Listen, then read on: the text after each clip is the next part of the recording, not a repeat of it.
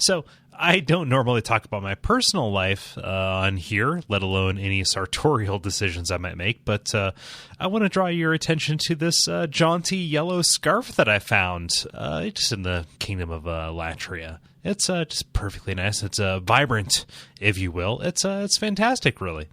It is telling me that today's podcast is brought to you by audible.com. Wow, that's... I don't recognize this as something that I would say normally. Sorry, this this scarf, it's just kind of like overpowering. You can get a free... Oh, wow. You can get a free audiobook download today at audibletrial.com/bonfireside chat.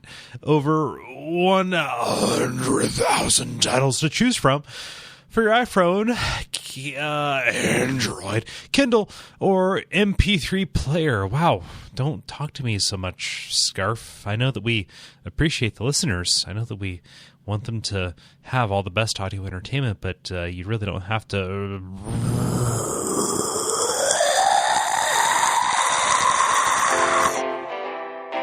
Some of our landings were desperate adventures.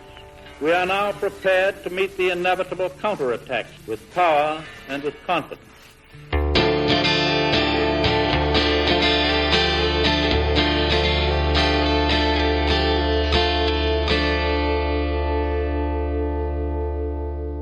My name is Gary Butterfield. My name is Kole Ross. And I'm Murph. And you're listening to Bonfireside Chat Appendix. It is an undead second favorite, where we ask you to reach out and touch the demon inside of us. And this week we are reading your responses about Worlds 3.2 and 3.3 of Demon Souls. There's a little bit of a time warp madness in here because of the messed up schedule we recorded the previous episode on. So there's a little bit of 3.1 and general all of Latria responses in there as well. Thank you very much for sticking around, Murph. No problem. Yeah. Problem at all. Mm-hmm. Sweet. Yeah, so I'm gonna get us started because we do have quite a few to read. This is what Ryan says via contact. He says, a note about the human Black Phantom in 3.1. Her thief's ring works exactly like yours does. When someone else is using the ring, they are completely invisible until you get close, unless they have some other aura like HP or MP regen. One lore thing I don't remember you guys mentioning is the connection between the false idol and the Queen of Latria, that the false idol is what remains of the Queen. This is suggested by Soul Ray, the spell made from the false idol's soul, which mentioned how the idol was crafted in the Queen's image, the Soul Ray a vestige of her powerful magic. Also, his name is Rydell, pronounced Ridiel. His name is Ridiel, pronounced Ridiel, according to these subtitles and dialogue. Yeah. Huh. Yeah. Oh, and it's also spelled Ridiel. I'm just an idiot. So well, I've seen it both ways, and I think that's why I'm a little bit thrown off. Yeah, I feel like I've heard of Rydell too. But fantasy name is fantasy name. Yeah. The summoner in Final Fantasy IV is Rydia, but I still say Rydia. I still pronounce it Cecil too. So yeah. Well, Cecil sounds tougher. Yeah, it sounds like he should have a little buddy named Knuckles. Yeah. Cecil is just really names. Cecil is Sideshow Bob's brother. Yeah, exactly. Yeah. It's David Pierce. David Hyde Pierce. Yeah, David Hyde Pierce. That's not tough. No. The false idol is definitely in the image of the Queen, and it says it's made from her leftover magic. I don't know if I necessarily make the connection that it's made of her remains. I guess maybe I just misread the word remains is loaded, or. But yeah, that's an interesting. Yeah, makes sense. Yeah, it fits like the general theme of shaping monsters from flesh and soul and all that. Yeah. Yeah. They probably used her carcass as a reagent to, for the demon to inhabit or something like that. Yeah. To inhabit and warp. I think that going with that reading just makes the world creepier, so I am not opposed to it. Yeah, I'm definitely not opposed to it. Makes a sense. Yes, it does. And then the Thief's Ring, I can't remember what we said about the Thief's Ring. We just said that it works weird because we were on the other side of it. Okay. I think maybe we made some suppositions about the actual mechanics, just because I don't think that I've never done any PvP in Demon Souls, at least not to the extent. And also, I've never fought somebody who had the Thieves' Ring on, and the Thieves' Ring in Dark Souls actually does work differently, I believe. That's probably what this is referring to. Yeah. Yeah. So chalk it up to inexperience. Yep. I've always wondered why she suddenly appears, and now I know. Along with all those birds. Yeah. It's because you're in love, Murph. Give me that baby snail. Yeah. Oh no. Yeah, baby's nail, baby snail shell. There's an innuendo in there somewhere using old timey. I'd rather not refer to anybody's genitalia as the snail shell. It's a thing though. I didn't just make that up out of nowhere. No. Somebody, when I was new to the internet and spent a lot of time on They Might Be Giants message boards, where people were tossing around song interpretations, someone thought the song "Snail Shell" was about a penis falling out of a vagina mid-coitus and being put back in, and had like not a convincing argument because that's dumb, but it had a point-by-point argument with lots of actual, lots of points that connected to the song. Yeah. So the geometry of the vagina actually is a natural example of fractals. Yeah. No. Much like a snail shell. So yeah, golden. The golden rectangle. So I won't refer to it as snail shell, but golden rectangle is fine. Segue. I was going to also wait. There's something else I was going to say about that. I got distracted by that snail shell bit. Wow. Oof. Yeah, I'm defeated. Murph, do you want to read the next response? Sure, why not? Get us out of here. Yeah. Jeremy Greer actually swoops in via Facebook and says, was on last episode, right? Yeah. So Jeremy says, we spent like 3 hours talking about 3-1, and I forgot to mention that you get Soul Ray from the Fool's Idol, which is incredibly useful if you're playing a magic build.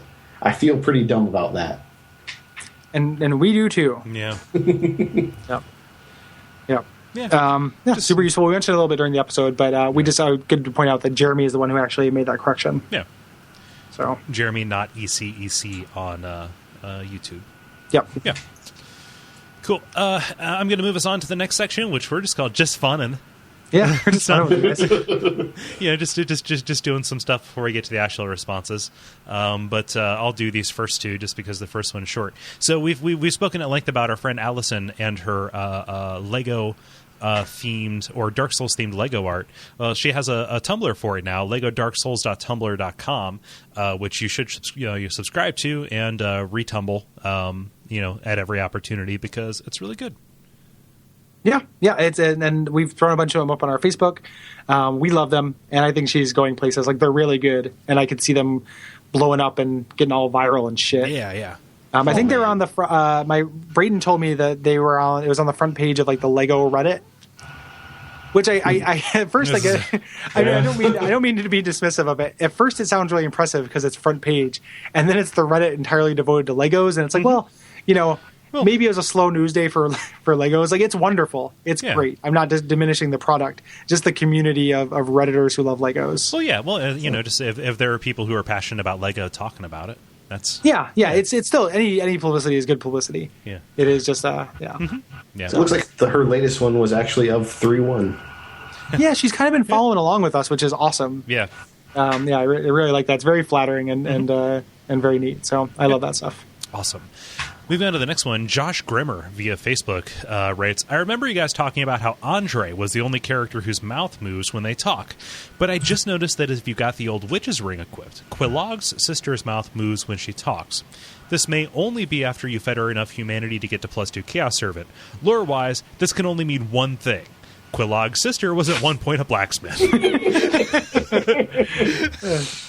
That's where the spider upgrade material went to between the games. The sticky stone. Yeah. Oh, man. I just imagine she's hammering out little tiny spiders and selling them in a roadside stand to tourists. like glass spiders? Along with shells that are painted to look like Lucille Ball. I've never done that witch's ring thing. I've only watched the dialogue on YouTube. Yeah. And I guess I wasn't paying enough attention to that. So, Yeah. Good catch, Josh.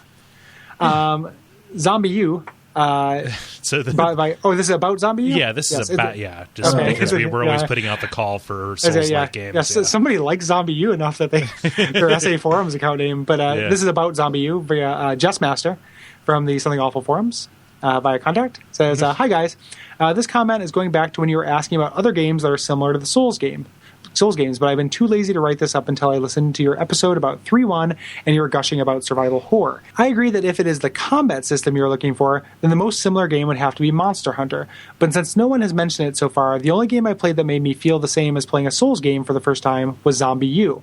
I'll try not to go into too much detail, but it is clear that the Zombie U devs are big fans of the Souls games and designed a first-person survival horror game around the same mechanics. In the game, you are a survivor in a zombie apocalypse in the UK. Early in the game, you get your bug-out bag where you carry your tools of survival, weapons, ammo, health items. Items are scarce, and new weapons and ammo are even more rare. Yeah. That's the first time I've heard that comparison. Yeah, I've actually heard it before. It has a similar structure. He goes on. It's actually a fairly long message, but the construction of it is pretty similar in that there is a form of permadeath, and that bug-out bag is what you, as the next survivor, are going to get. So it's kind of like retrieving your bloodstain, and you have to go fight your old character as a zombie to get it. I've heard it mentioned as a survival horror Souls game, and you bet your ass, like when I eventually get a Wii U, that'll be like the first game that I get for it. So, nice. It sounds really interesting. Yeah, and I'm not trying to get on the Wii U bashing train. Like I just haven't had a reason to want to get one, but maybe this is it. Yeah, there's a certain threshold of games that I want to play that a system needs to cross before I'll get it. Yeah. So that. Or a price floor. Yeah, it just has to become like, it'd be stupid not to get this. It's $100. It'll be fun to have a new shiny thing in my living room, Mm-hmm. Yeah. But that was the one that when the Wii U was coming out, it was doing like a bunch of really interesting stuff with the gamepad that like really caught my eye. And then the Souls comparison immediately was like, that might be a system seller, but not really. But since it's a Ubisoft game, they made a bunch of them, and they're just going to be really, really cheap whenever I buy the system. Mm-hmm. Yeah. Do you have a Wii U, Murph? Actually, I have to lower my voice here for a moment. I bought one for my wife for her birthday, which is coming up in a few weeks. Oh, spoiler! I know. she's not a loyal listener, so it's okay. Okay, cool. Then get the fuck off. You haven't been doing your job, Murphy. I dropped him from the call. It's safe now. What a dickhead. Oh wait, he's back. Fuck. Skype's new UI is weird. Don't give your wife the gift of bonfireside chat. But yeah, so it's actually, I'm sitting not too far from it because it's hiding. Oh, cool. Oh, is that why you had to be quiet? Yeah. In case it heard you. He got excited at hearing its name. Guys. Yeah. It's the blood cartridge from earlier. Oh, God.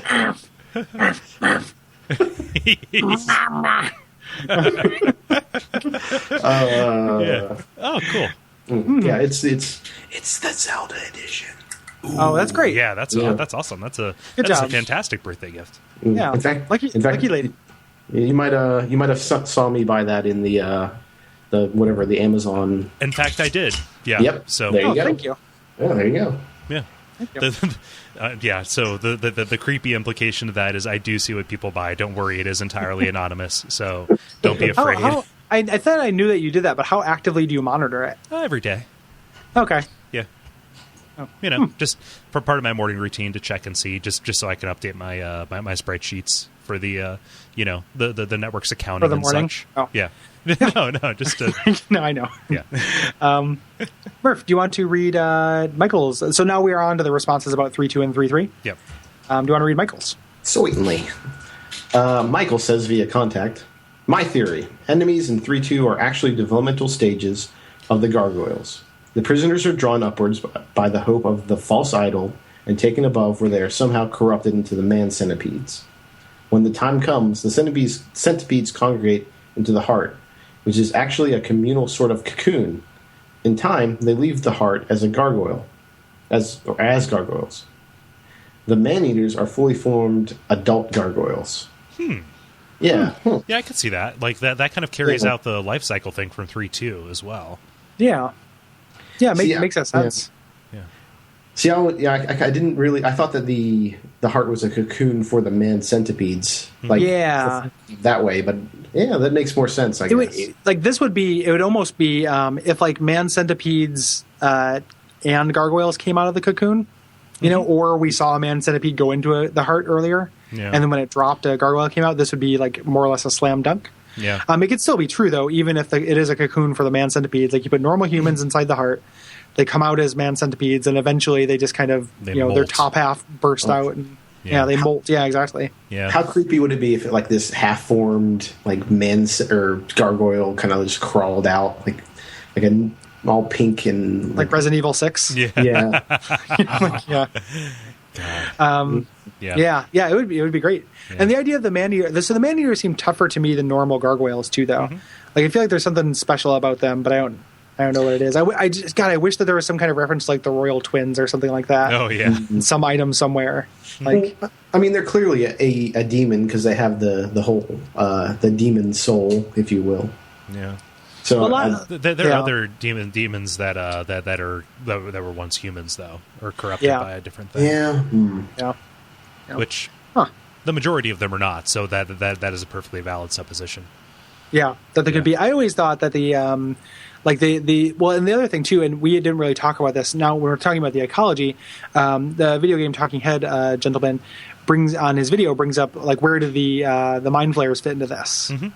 So are those are those Latvian natives that have been corrupted somehow? Are those people that were flown in, like when the old monk went to go get the robe? Yeah. Yeah, maybe it's something like how in a beehive, like certain larvae are marked to be queens, right? Yeah, and so royal like jelly. they feed some of them royal jelly, and they become the illithids, right? Yeah, former royal jelly. Yeah.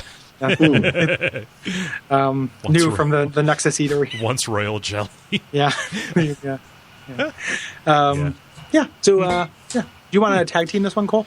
Yeah, sure. I'll tap you out. Okay. If I get winded. Tap out. Boom! Jesus never taps. Tarnation Bob. All right. All right. Daniel via contact says 3-1 is is one of my least favorite levels in both Souls games. Simply put, the level just frustrates me. I'm always glad to put it behind me. Yeah. Hold your applause. 3.2, however, is great. I love how open the entire thing is. It creates a weird kind of sensation in me, just knowing that there really is no place to hide. 3.2 creeps me out. I feel open, exposed, and completely insignificant. I imagine my character feeling the same. The Souls games do a fantastic job of making me, the player, feel the same way that I imagine my character feeling. There is a strong connection between player and avatar, and this level perfectly exemplifies this. For most of the level, you're out in the open, and attacks can come from anywhere. I also love how much space there is to explore, from the very top of the open walkways all the way to the bottom of the strange swamp. 3.2 is epic, to say the least. Fighting those man-faced swamp lizards on the way up the final stretch is totally awesome and frightening. The atmosphere is thick as can be. Go ahead and take over. Yep. He continues. While I do like the level quite a bit, the boss is incredibly frustrating. This is probably the hardest boss in Demon Souls for me to beat. It always takes me far too long to do it. I end up getting bored, as I tend to just circle strafe around the large fire pit in the middle, chipping away at the tag team demon things. Hall and Oates, as I call them. Here they go. 3.3 is absolutely one of the most genius things to have ever been put into a video game. This is the stuff of legends right here. And to think that it happened in our lifetime... Hyperbole? The more games haven't ripped this off is a total shock to me. It's probably the best idea for a boss fight that has ever been created. I've spent hours here, spawning in to fight other PCs, and I've had my butt handed to me by some very tricky phantoms. So, it is one of the neatest boss fights of all time. Like, you always have to be careful whenever you say the best or the worst of anything, but, like, it is wonderful. It's great. Remarkable. Yeah. I love a boss fight with like a real solid idea behind it. Like I like a gimmick. in a boss fight, like a real identifiable, like this is what sets us apart from like, a regular enemy that has too much HP, or even like that down to that Zelda way. Like there's some Zelda bosses I really like where like it makes sense as a test for the item of the dungeon, and other ones I like less, because it doesn't, like the connection is not as strong, or the item you get is kind of, impotent. But like a gimmicky boss fight is always going to have a real, real spot in my heart. Yeah, it's a concept fight. Yeah. And really, like all the archdemons kind of are. Yeah. Which I love. A couple of them are like, they'll have like concepts to them, like, but the armored spider is not. I guess the archdemons rather, like all. Yeah. Mm-hmm. Oh yeah, like the five big ones. Yeah. That's definitely true. And that's why they're wonderful. Mm-hmm. I'll let Murph talk now. Oh, yeah. Sorry, like, no, it's completely cool, and I am actually a little bit shocked that nobody else has really done this. Like, I can't think of another example where like other players are the boss. I think that it takes a multiplayer system that is as weird and kind of inspired and broken as the Souls games in order to facilitate this, in order for the idea to even be considered, right? Like, I guess, but like I can't even like even in like a Call of Duty, like that would be perfect. Like, because that game is basically built around multiplayer, right? I don't know. Yeah. So last boss, or to do something weird like Resident Evil 6 does with the concurrence bosses or whatever it is, where you have like potentially 5 player characters fighting against one enemy, to make one of them be the enemy, right? If you just happen to be waiting in that lobby. Yeah. Could you? I don't know what that. I've not actually played that one. So they're just certain spots in the game where the various campaigns cross paths, and if you are playing, if 2 people are playing either campaign at the same time, they will join up. So it'll matchmake you with other player characters. Huh. So it's not just you and your co-op partner. It's actually potentially other people as well. What happens if you don't want to play with other people? Will it bring in NPCs for those? Yeah, like it'll still be those characters. They'll just be controlled by the computer. Okay, yeah, because I do not like internet strangers. Yeah, you can select, at least on the Xbox 360 version, you can select who's able to join. So if you select just friends, it'll be. If you say it's just a friend, you'll get sued for sampling. Two things. One is when I first heard about Left 4 Dead, that's what I thought Left 4 Dead was like. Like I was imagining a single player experience where the bad guys were played by other players. Yeah, kind of jumping in. I didn't really realize exactly what it was. Two, and I'm trying to find it here and I can't. There's a game that's on Steam Greenlight right now that is a 5-player multiplayer game where you play as 4 survivors in a randomized haunted house, and the 5th player plays as a monster, and has like a totally different power set.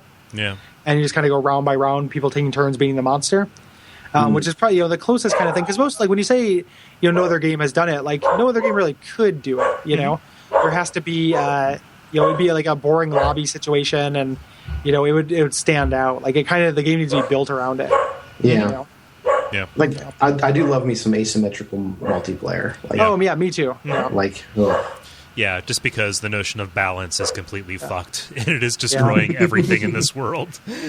The name of that game is Damned. Ah, okay.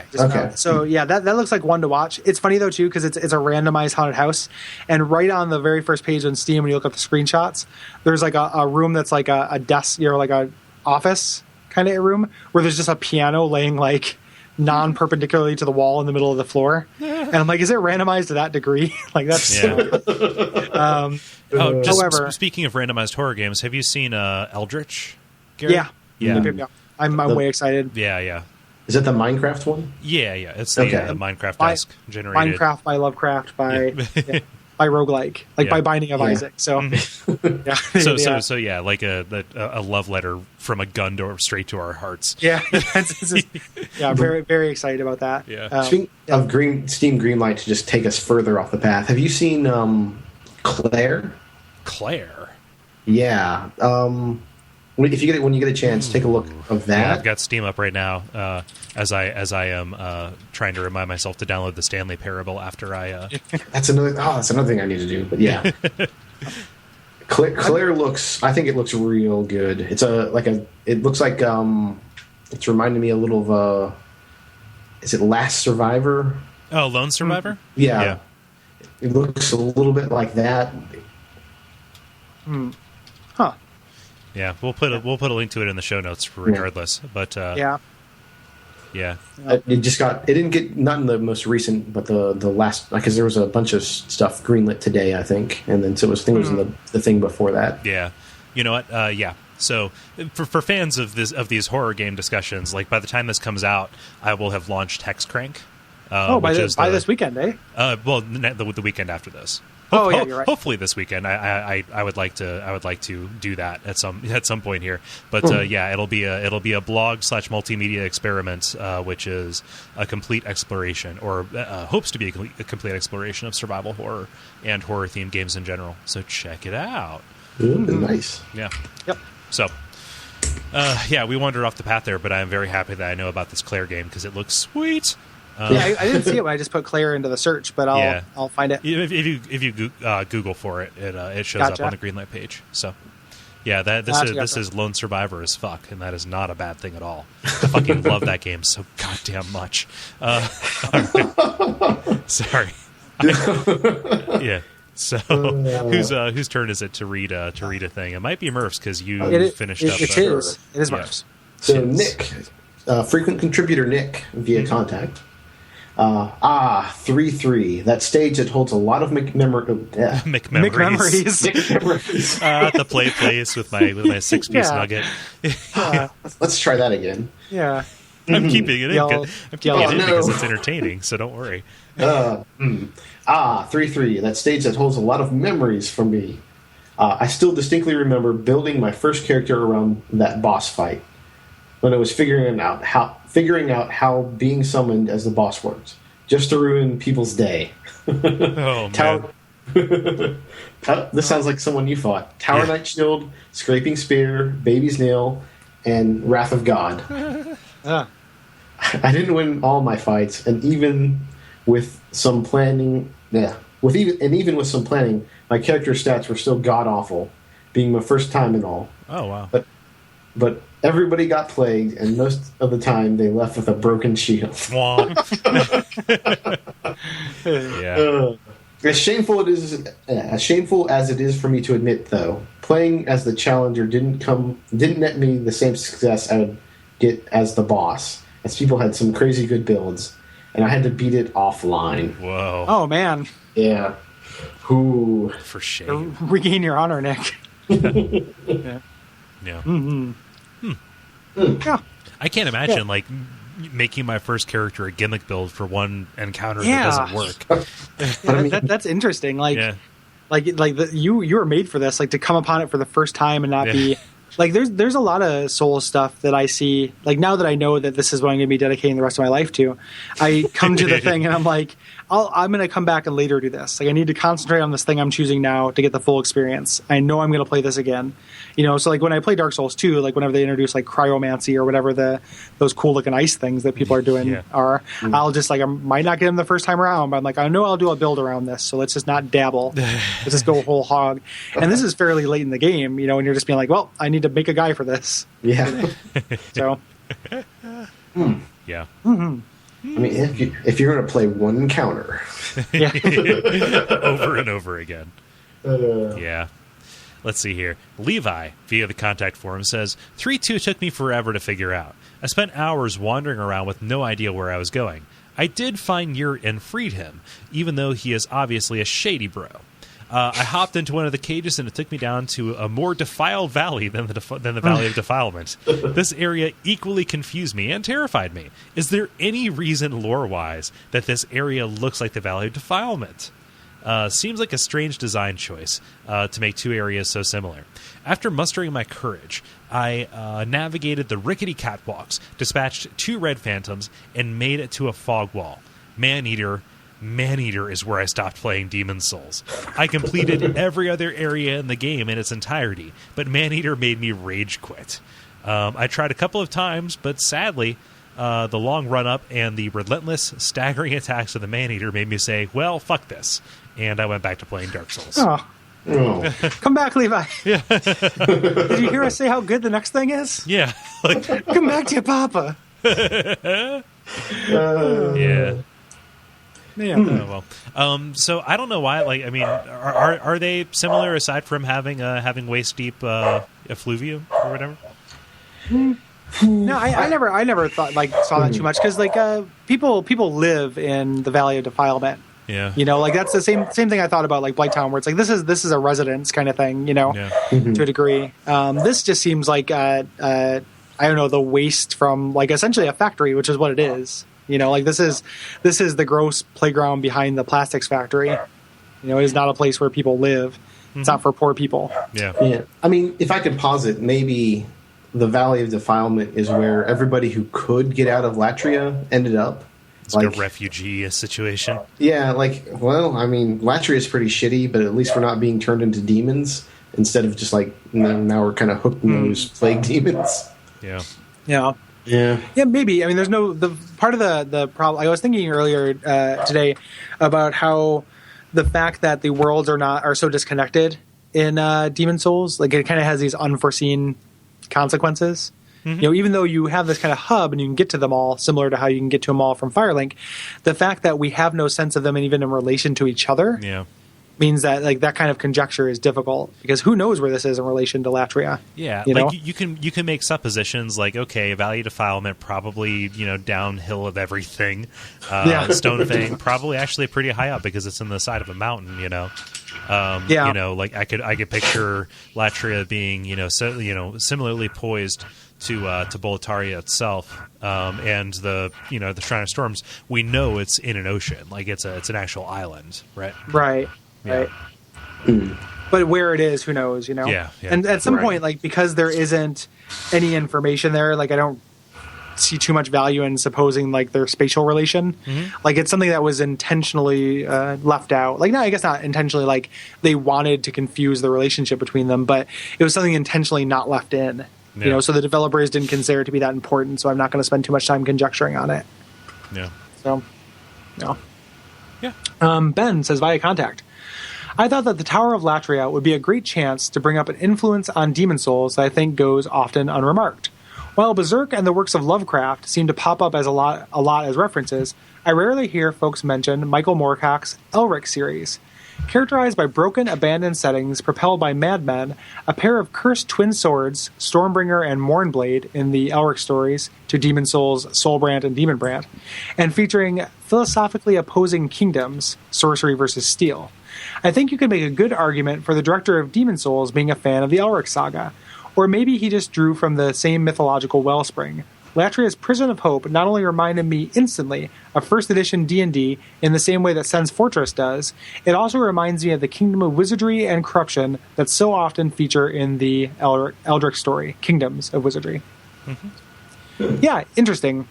Yeah. Have any of you guys read those? I've not read those. I've only read two things by Michael Moorcock. The first being the novel Behold the Man, which is about a guy who goes back in time and finds out that Jesus was an idiot, and by some kind of just weird coincidences, he ends up being crucified instead because people realize that he's the actual savior. It was pretty good. Not like an idiot, boo, dumb ideas, but actually an incompetent, and he ends up being the guy, who all the Bible was about, and, as the actual Messiah. And then also a short story that I did voiceover, a voiceover college rendition for as an acting thing called Witch War, but never the Elrich series. I've always been curious about Moorcock in the same way that I've been curious about Ray Bradbury, but it seems hard to figure out how to approach kind of those bigger ones, those bigger kind of lore things, right? Yeah. No, I also am not.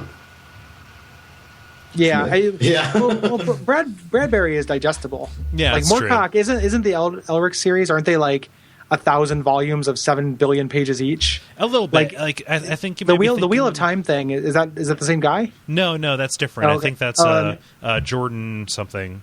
Oh, okay, I'm thinking Wheel of Time. Yeah, Robert Jordan. That's exactly what I'm thinking of. The Elric books I don't know very much about. So yeah. It's kind of like oh, good. I'm just more of a Sanderson man myself. Yeah. Yeah. Yeah. But yeah, interesting point. I've also never heard that brought up. Yeah. Before. So. And in our quest for all things that remind anybody of the Souls games, I have added one of those to my Kindle wish list. So I will eventually come back and read it. Yeah, Murph, go ahead and read the next one, and feel free to tag Kole in. Yeah. This is a tremendous story. So are we gonna triple team this bad boy? I think we might triple team it. So I'll try and get to the expletives. It's worth it. I tried to edit it, but I couldn't because it was also good. Let me get this. Yeah, wow. It was October 23rd, 2009. No. In ancient times. Yeah. So, World 3-1 Time Warp. Danny, via contact, says, it was October 23rd, 2009, and I had recently started my playthrough of the brand spanking new Demon Souls. I was a young buck with a twinkle in my eye and a thirst for adventure. This is my first attempt at the Tower of Latria. Needless to say, the environment was creeping me out and was on my toes. Little by little, I got through the level and finally reached the last fog gate. Now this is where things got weird.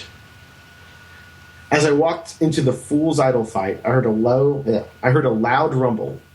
My sound system is awesome, I thought, as the eerie music filled my apartment, which was a small shoebox of a prison with 4 small windows on one end and the entrance to the door on the other. As the Fool's Idol itself descended, the rumbling sound grew louder. In fact, it got much louder than my volume setting. Suddenly, someone started banging hard on my door. And how about somebody's tag out right there? Okay. Oh, man, I wasn't following along. Let's see. Yes. Halfway through. Halfway through. Okay. Suddenly, someone started banging on my door.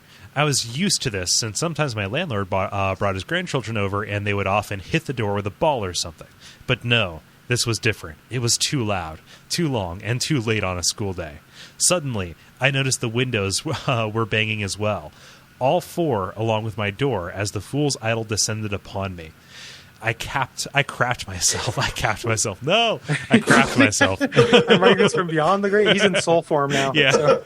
I had no explanation for what was going on, and suddenly, in terror, I realized my room was haunted, and it was Demon Soul's fault. I jumped out of my seat and unplugged everything. Fuck this shit. I called my girlfriend and told her my house was being invaded by hordes of demons. But here's the funny thing. She lived a few miles away from me, and yet she felt the exact same thing at the same time. This was getting too weird. So I decided to open my front door and see what was up. It took me about as long to build up the courage to walk to the door 6 feet away from me as it took to reach the boss in the Tower of Latria. I slowly opened the door, and there was absolutely nothing. Except for a strange orange glow. Just not nothing. Yeah. As I walked outside with my girlfriend still on the line, I looked at the sky and yelled at her through the phone. Oh my God, the sky is glowing. What the fuck? The sky is glowing orange. Why are you being... We are being attacked. Is it aliens? It has to be radioactive. Can I stay at your house? I asked as my girlfriend panicked. I got in my car and drove. Then my brain shut down, and instead, I decided to go to where the glow was coming from. As I entered the massive traffic jam, I realized I was making a huge mistake and got out of the road and away from the area, back to my home. Only then did I decide to turn my radio on to figure out what has happened. The oil refinery a few miles away from my home had blown the fuck up. He has a link here. It's an oil refinery, I believe, in Costa Rica. As I got home, still startled, I turned the game back on and went through the level again until I reached my nemesis. I was nervous. My brain was telling me nothing would happen, but I had my doubts. As I entered the fog, I was met by the shittiest, most easiest boss the game has to offer. What a difference an exploding oil refinery makes. For the next few days, the sky looked like something out of Hiroshima. It looked awesome. That's great. Man. Yeah. Whew. Good story. Yeah, definitely. I am very happy that you wrote that in. Copy that URL and put it in here. It's an astonishing picture. Huh. Yeah. The only thing I have to compare is one time I was camping on one of the South Carolina barrier islands, and we were just kind of hanging out on the beach, being young teenage dudes, and suddenly like the sky just like it was like completely dark, and then the sky like lit in this like ethereal blue, and we were like, and like in the sense that it stayed like the entire place was lit for about like 5 seconds, bright as day, except it was like blue. And then it like happened again, but for like a shorter time. We were like, well, end of the world. It was nice knowing you guys. Obviously that didn't happen, but apparently a transformer blew up nearby. Oh, yeah? And it's crazy. So if you ever... Michael Bay. Yeah. It was definitely one of the cooler moments of my life after, upon retrospect. But, yeah. But yeah, so I bet an oil refinery is even cooler. Yeah. I'm really happy you're okay. I hope that comes through, but that is an awesome story. Yeah, I hope that this gentleman here, Danny, didn't crap his pants during that. Like, I imagine it's just an expression, but, the rest of it doesn't feel like... Usually, like, if I usually will say, like, I felt like crap in my pants, or, like, I was scared shitless, or, something like that. But, I don't know, there's something about the rest of the story that makes it sound, like, almost literal. Yeah. I crapped myself. I had no like, I crapped, like, just the language of it is so mundane that, like, I just really hope they didn't go through all that and, and drive back. And, well, I don't know him, but it's possible that it's an ESL situation, too. Yeah, yep, that's true. Yeah. But otherwise, awesome. Thank you so much for listening, and thank you for sharing. That rules. Yeah, that's a great story. Yeah, absolutely. Dennis says via contact. Listening to your 3-1 episode led me to some lore conjecture that I'd love to hear your thoughts on. 1. I hadn't realized that the gargoyles are probably mutated from prisoners in some way, and it changed the way I looked at the random airlift you get from them after the Fool's Idol fight. I like to think that they were recently mutated, since they're the first ones you encounter, and that some remnant of clarity inside them was able to fight through and aid you in your quest to escape. 2. When you die in Demon Souls, you keep your items. So why shouldn't the item Lord Rydell? He even writes Rydell. Yeah. Lord Rydell. I'm just going to say Rydell. Yeah, Rydell. I'm an old dog. The items that Lord Rydell is worried about have stayed with him instead of remaining with his corpse. Could it be that this is not really Rydell? There is further support for this in the Asian version of the game, where the name of this character calls himself Rydell is different than the name on the character loading screen banner, Ryadel. The consensus is that it's probably a typo, and I have no idea why someone would either pose as or mistakenly think that they are Rydell, but I thought I'd throw it out there in the name of baseless conjecture. Yeah. So to the first one, I don't know that the gargoyles are trying to help you. I think that they're trying to feed you to the machine. Yeah, that's what I think too. Yeah, it's a cool idea. Like, and it would make sense that maybe they're more recently changed, just because. Well, I mean, I guess the more recently changed ones would be closer to wherever they're coming from. Yeah. So, yeah. I like to keep it as again, one of us. Yeah. Have you ever actually seen that movie? Freaks. Yeah. Yeah. It's one of the scariest things. Yeah, I find myself, this is not something that's good about me, but I find certain kinds of, like, and again, horror movie, people who design horror movies know this, and they know it's true about everyone. I'm just willing to admit that I find physical deformity really unnerving. Yeah. And it's like, I don't think less of people who have, who are circus freaks. However, on a pure gut check kind of visual level, there's something that will, like, kind of affects me really deeply about them. Yeah. And this taps into that. Yeah. And it's not just them, like, some TLC special where it's like, the man with the 4,000 pound scrotum or whatever that thing was. Yeah. Those things freak me out too. Like, just seeing its body horror, like, I'm projecting myself onto them and imagining those things happening to my body. Yeah. And so that movie had that effect on me as well. And it's like actually like a pretty, like, it feels kind of weirdly modern and yeah, well, they do an awesome job of, I feel so weird saying this, humanizing the freaks and being like, okay, these are good people. Like, up until the end, it's not a horror movie, but then they do what they do. Yeah. And it's like, just, well, you just undid everything that you worked for. Yeah. Yeah. Which is on purpose. Yeah. So, like, it just adds an impact. Yeah, I like that movie a lot. Yeah. Point 2. Why doesn't Ryadel keep his stuff? And could it possibly be that it's an alias of some kind? I like the idea of it being a 6 degrees of separation thing, but I don't know what they'd be getting at with it. Yeah. The only thing I can think of is that maybe the PC is special because, like other NPCs that you kill just don't show up in the Nexus. Yeah. Like you're the only one that does. You're the only one that's been Oh, well, I got it. I know why. Yeah. He's not bound to the Nexus. The demon is binding him. So, like, you're bound to the Nexus, so you have different rules that kind of apply to you. And he's being bound by the old monk. So, separate set of rules. I'll take it. There we go. Yeah, because, I mean, I know that, like, that's why he can't go back and he's stuck in that jail cell, Yeah. So, yeah. There. Dennis, Yeah, you're wrong again. Wrong again, Dennis. Yes. Yeah, I don't actually know this is the same Dennis. No, it is. It is. Yeah, okay. Hi, Dennis. See, because it's from the contact, I left the last name out, but it is Dennis from the level, so don't worry. Yeah, good catch though. It's good. I didn't notice it. No. Like I think that's not actually what it is, but I didn't. That's a good eye. So. Yeah.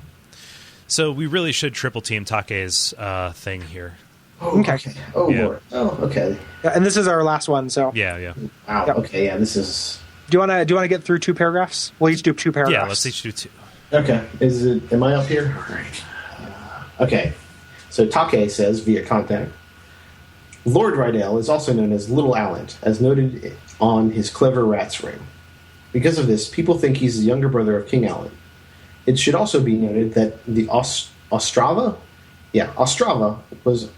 was away during Boletaria's downfall, and he's armed with the rune sword and shield, which are acquired in World 3. Also, the Knight's class fluted armor and kite shield are found here, which state that they're the armor of the Knight of the relatively advanced southern Boletaria.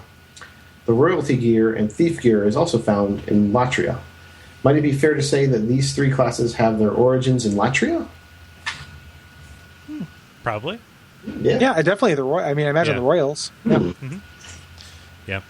Moving on here. I never thought about it till now, but given the Yellow Monk's abilities, it makes a lot of sense that World 3 has the most Black Phantoms in it, regardless of Black World Tendency status.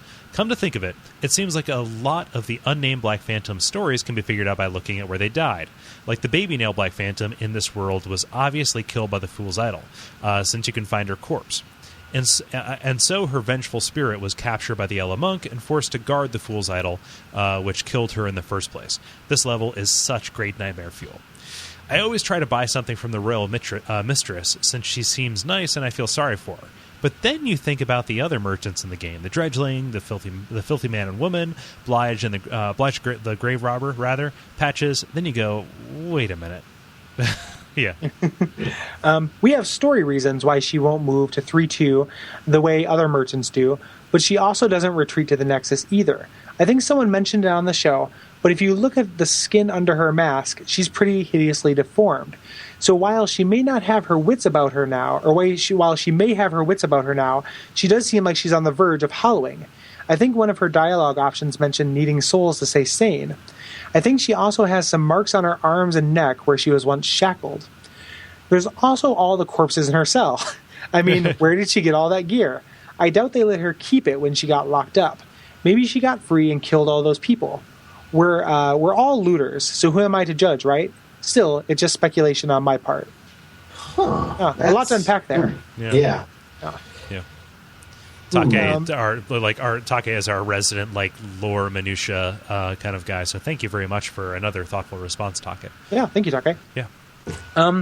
Yeah. So I don't think hollowing doesn't really exist here in the same way. I don't think it's it's not. It's gotta be careful with that vocabulary because it doesn't mean the same thing. As it does in Dark Souls. It's related, except instead of throughout the process of dying and losing humanity, it's just the number of souls that you have possession of. Yeah, exactly. So the her needing So, and there are a lot of corpses in there. So I believe that she probably is kind of a shitheel. Mm-hmm. I'll take that. Well, she's still alive. Of course, she's a shitheel. Yeah. Anybody who is good. Yeah, it totally makes sense. She's Quisling.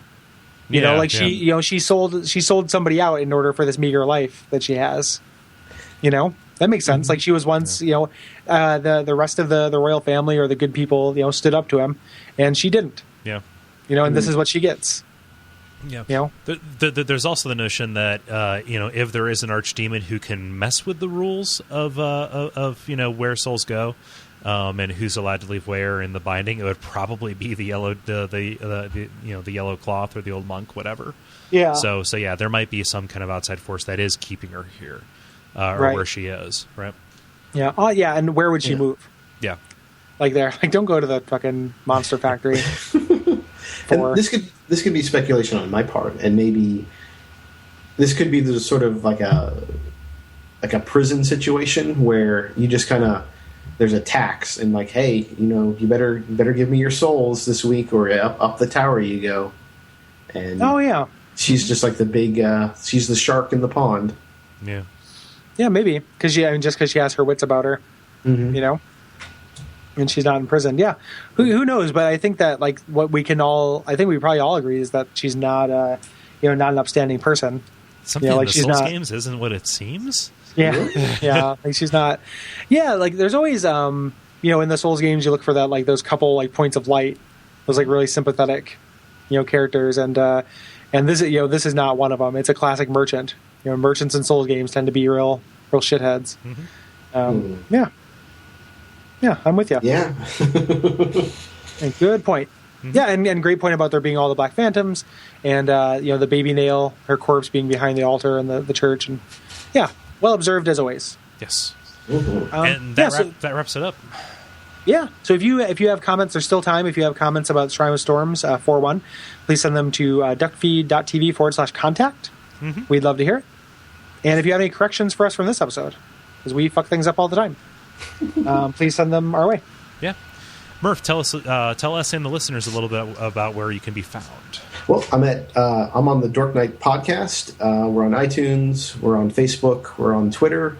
I also run the Bad Controller Opinion at Bad Controller Op Twitter feed. It's a daily comedy Bad Controller Opinion thing. And also check out I'm doing 31 days of Twine horror games, available at dorkknight.com. Absolutely. Nice. Kole and I do shows. Watch out for Fireballs, Abject Suffering, The Level. The Pitch is coming back. Oh, for 5 episodes. So, like, we're not leaving ourselves in prison. We rebuild our empire, and you can hear about it. We recorded the first 2 of those, and if you like the mythology part of The Pitch, like, it is, we recorded a very lore-rich episode of The Pitch. Awesome. So so we're gonna do 5 episodes, and then we're gonna do 1 epilogue out of character episode and talk about doing the show. Nice. So that's coming back. There's Those Damn Ross Kids. There's pilot season. It's all tons of good stuff on the network. Yep. Like the show on Facebook. It's facebook.com/bonfiresidechat. Ratings, reviews on iTunes. Those are always helpful. Let us know what we're doing right, what we're doing wrong, all that. And, duckfeed.tv/tipjar for your Amazon needs. I didn't thank you earlier, Murph, for using it, but thank you for doing that. And anybody else. That goes a long way towards covering the hosting. Thank you for the Watch Out for Fireballs Kickstarter. Yes. Oh, yeah. Thank you for all your support, Murph. Yeah, no, you're tremendous. Yeah. I like to think of myself as a patron, and you my employees, Shit. I like to think of you as a patriot. Yeah. People overuse the word hero. Yeah. I don't. Yeah, who's we? You got a mouse in your pocket, Ross? I said people, not we. Oh, okay. I got But yeah, no, thank you for coming on the show both times, and we're looking forward to some future collaboration. Yeah. Yep. So until next time, try holding it in both hands. So the world might be mended. Umbasa. Umbasa.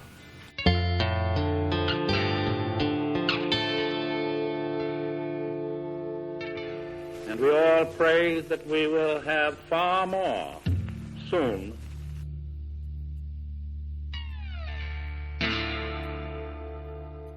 I don't know about Kole. This is the first time Kole and I have talked to each other since the expo. I am still in a state of permanent cold.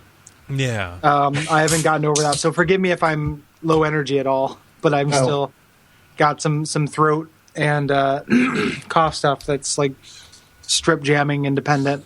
Oh, awesome! And So I have like a never ending miasma now. Yeah. So, like, and I am getting over the tail end of a massive double ear infection. Ooh. It wasn't both ears; it was just one ear that was infected twice. No, it was both ears. And they prescribed me horse pill amoxicillin. And so I'm still on that, and that is fucking my shit real nice. What is amoxicillin? Isn't that just a antibiotic? Yeah, but just antibiotics kick the shit out of me for some reason. In what way? Like I've never had any reaction to an antibiotic. Oh, just what do they do? Like makes me tired, upsets my digestive system. Yeah. Like, Is it? Did you say horse pill? Yes, horse pill, not a horse spill, which I assume, which I assume is like the kind that shut down luck. Yeah. Yeah. No, I assume that is a breach in the line that carries all humor through the internet. Like that pipe cracks, and then just all of a sudden it's horse dad. It's like, what? Yeah. Well, once you realize that all humor on the internet is horse dad related, you're peering behind the veil. Is it because I'm sick that I don't know what horse dad is? No, it's just. Is it horse dad or horse ebooks related? Kind of. I just maybe it's only the podcasts and stuff that I listen to, and also from reading FYAD sometimes. But yeah. It's a Newgrounds video from March 25th. So horses and dads. Yes. Oh. Yes. Oh, like respectively. Yeah. Oh, sure. Not like not the horse from Ren and Stimpy. No. Like not that kind of thing. Yeah, not that horse. That's what I was expecting. I was expecting a horse that was a dad. Right. Yeah, that's what I also. Yeah. Also known as a stallion. Oh, yeah. Oh well. But yeah. So, are you sick, Murph? Actually, I feel great. Oh. No, yeah. I mean, I'm living in sunny Florida last time. So, like, it's like 80, and, like, I turn on the news, and it's like, millions of cows killed in flash blizzard. I'm like, yeah. It's really nice here. Our cows are doing just fine. Yeah. I don't know whose cows those are. They were going to be orphans. You know, they were away, but a horse dad took them in, showed them the ropes. Yeah. Yeah.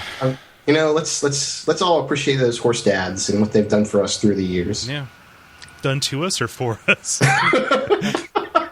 No, horse dad, no. It sounds like a weird trailer because they're like some small Eastern Bloc country trying to get on the Today Show in the wake of the Tiger Mom thing. Just sending out a press release and writing a book Da is horse dad. Yeah, in Blockula we have horse dad. It is dad that act like horse. How does that affect your parenting? We like salt. You know, yes. Spare the rod and spoil the hoof. Yeah. Do not let child lay down. We'll crush organs. Yeah, exactly. Yeah. You just feed your kids sugar cubes and apples, and they have to sleep standing up. Yeah. And then you get smaller kids to ride them. Yeah. This one broke leg. I get shotgun. Like child pony play. Yeah, no. Little tiny jockeys, little human jockeys. Yeah, for a change. Yeah. Oh man. I always picture jockeys as being flea men from Red Hot Chili. No, from Castlevania. Oh yeah. Oh god. Yeah. That's terrifying. It is. But again, yeah. Jockeys are terrifying. A little bit. They're really small. I think that they are the equestrian equivalent of ballerinas or gymnasts in that they're is this vague undercurrent of eugenics and how they're created. Yeah. I think that's probably true. Yeah. That seems right to me. It's like you'll never be a dancer. Yeah, you're a designer. You're born to be one. Yeah. You're born to be a jockey, but how weird and sad is that? Yeah. What's your top 3 favorite jockeys, Cole? I don't fucking know.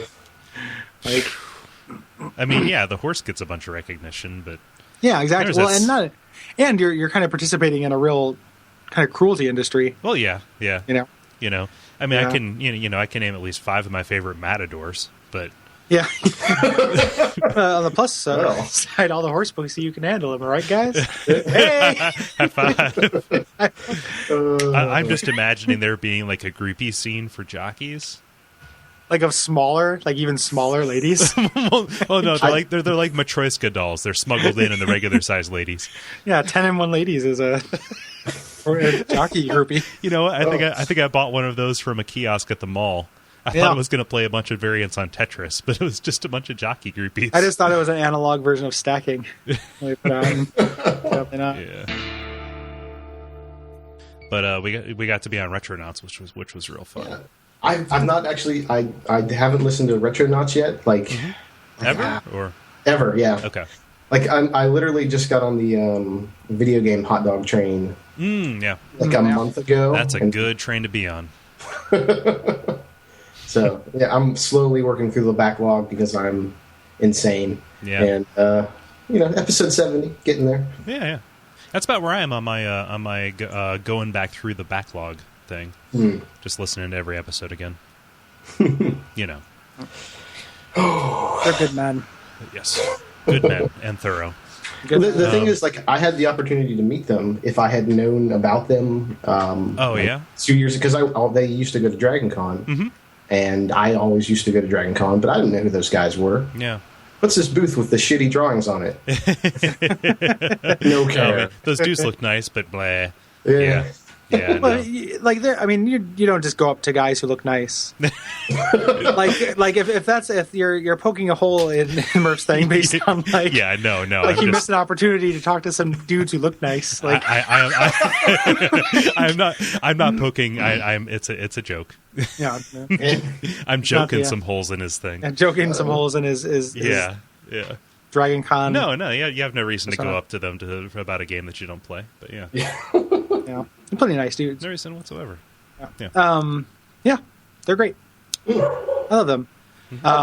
Yeah, all good podcasts. Where it's an embarrassing in almost every single medium. We're living in the best age of all times, and you'll never experience every good thing that there's worth experiencing. So kill yourself now. Yeah, I mean it's never. Yeah, there's so many podcasts I would love to listen to. They're great. I just don't have time, and I listen to probably more than my share of podcasts, and still don't get through. So Yeah. At one point, there's all those like middling like B-level podcasts that's like in a perfect world like I'd be able to like step into the chrono chamber and just have this like beamed into my head and just Yeah. At one point back in 2009, I tried to sit down and calculate how many hours of podcasts I listened to in a week, and I think it was I forget the exact number, but it was really depressing. It was like plus 20. Yeah, and like a part-time job. it's only gotten worse since then. Yeah. I definitely don't do anything near that, but Yeah.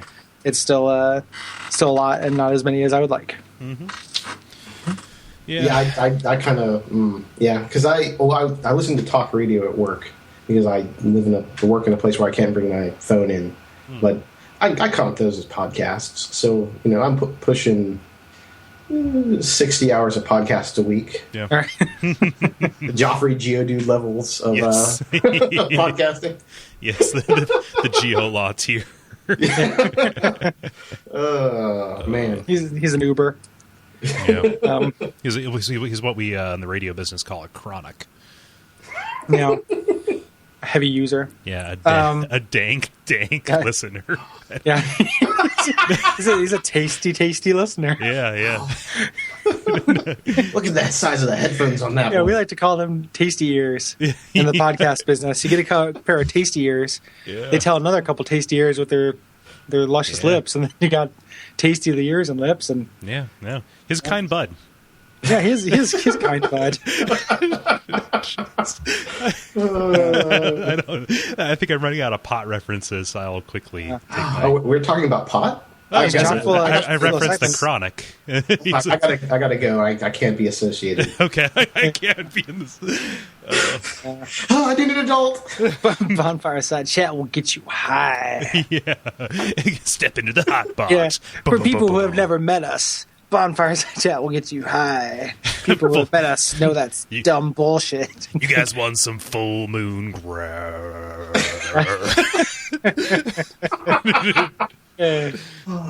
We got an unlimited supply. Yeah.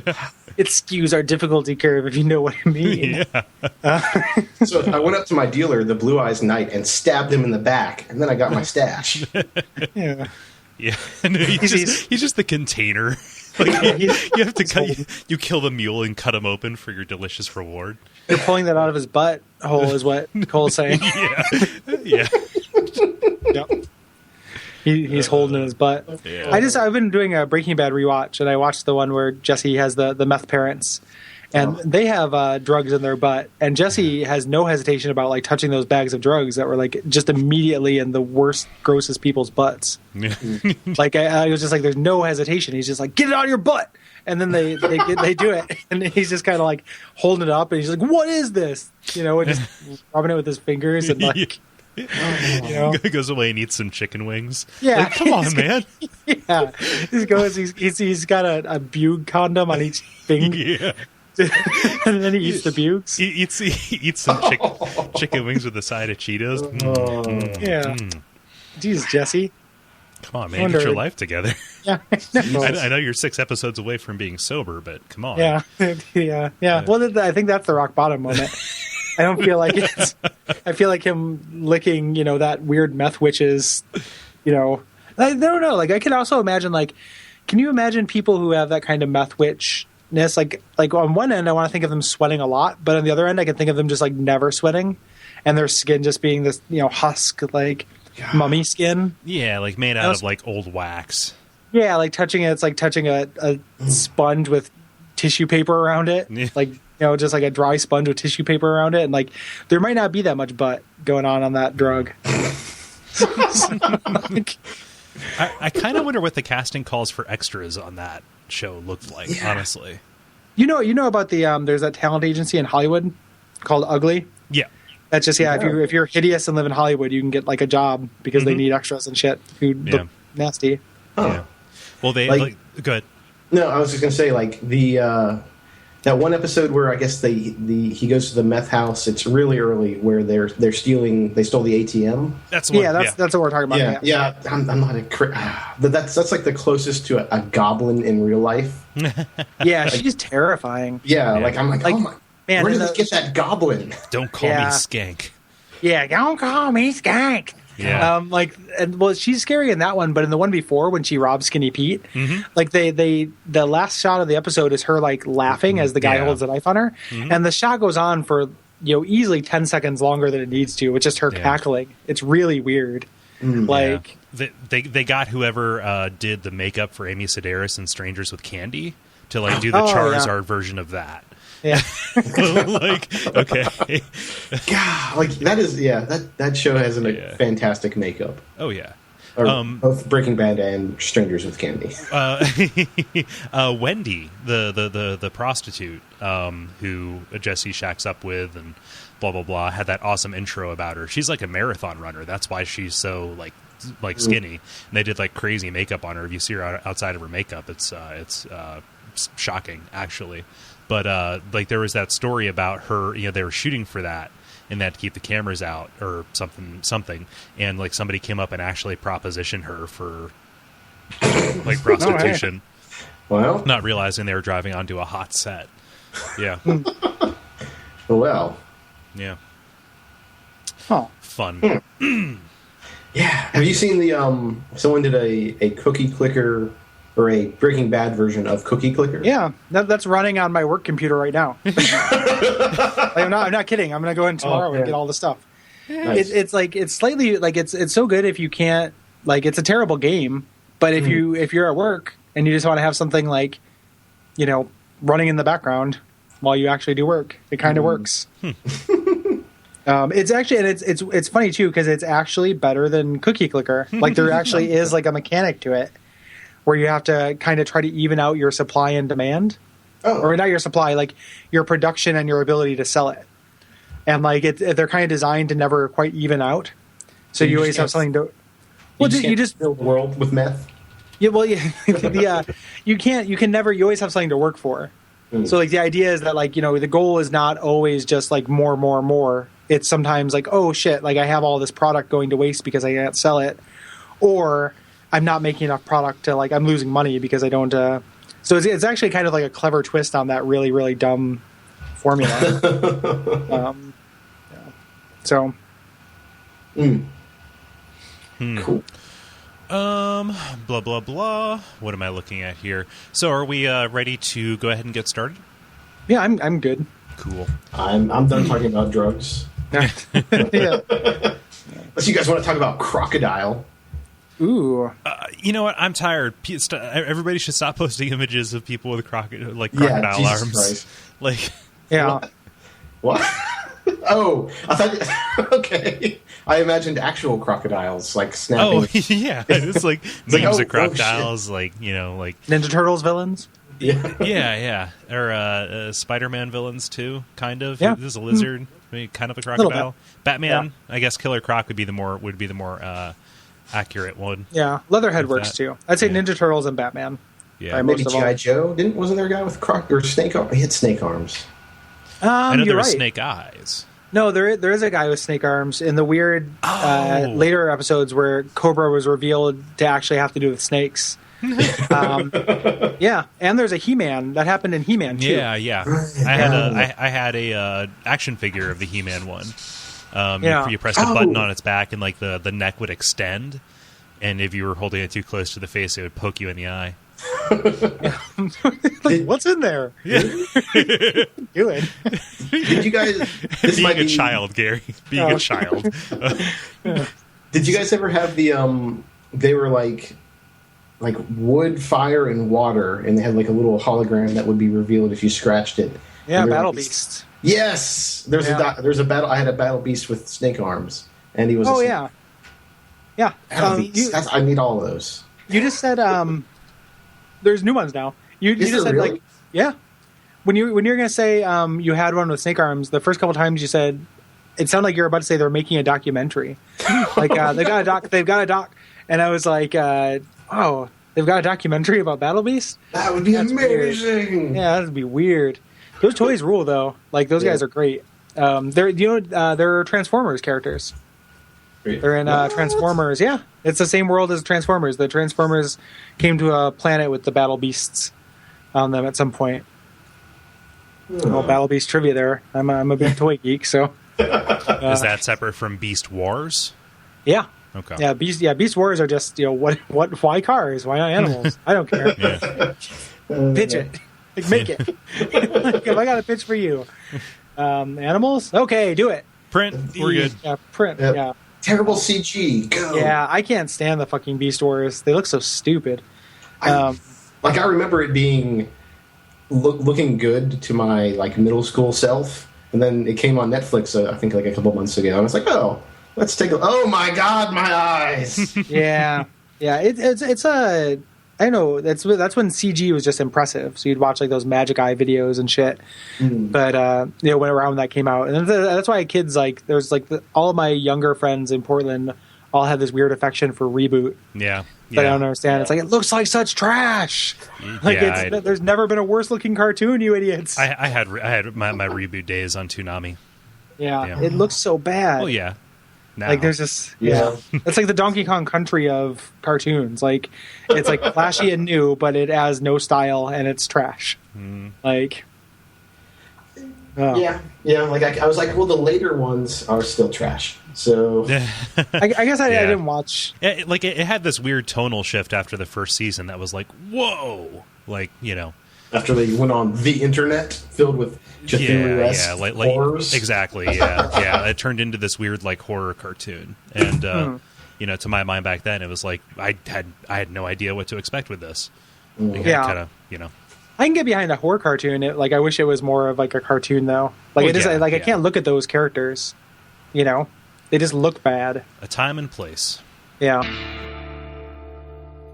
Cool. All right, let's go ahead and do it. Okay. And if you recall, Murph, I'll say my name, Cole will say his name, you say your name, I'll introduce the show, Cole will introduce our topic and you. Just by way of we don't speak over each other. Yes. My name is Gary. Oh, sorry. My name I was is like, I'll crack this before he starts. Yeah. My name is Sprite. All right. The new sponsor here on the show. I know. Yeah. My name is Gary Butterfield, and Sprite is delicious. And you're listening to. All right.